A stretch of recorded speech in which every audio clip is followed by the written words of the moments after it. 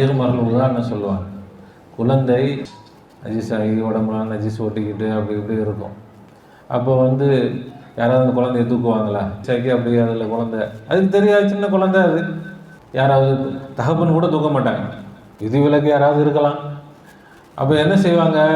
தாய்மார்கள் தான் அந்த குழந்தையை எடுத்து கழுவி குளிப்பாட்டி பவுட்ரு அடித்து நல்லா அழகாக சுத்தமாக நல்லா ட்ரெஸ் போட்டு மை வச்சு எல்லாம் ரெடி பண்ணோன்னே இப்போ எல்லாரும் தூக்கி கொஞ்சம் ஆரம்பிச்சிடுவாங்க. அப்போ அது மாதிரி ஷேகுமார்கள் நம்முடைய அசுத்தங்களை எல்லாம் கழுவி, நம்முடைய அழுக்குகளை எல்லாம் கழுவி, நம்மை சுத்தப்படுத்தி அல்லாஹ்வுடைய திக்ராலும் அல்லாஹ்வுடைய சுக்ராலும் அல்லாஹ்வுடைய ஃபிக்ராலும் நம்மை அலங்காரமாக்கி அழகுபடுத்தி அல்லாஹ்ட்ட எடுத்து காட்டுவாங்க.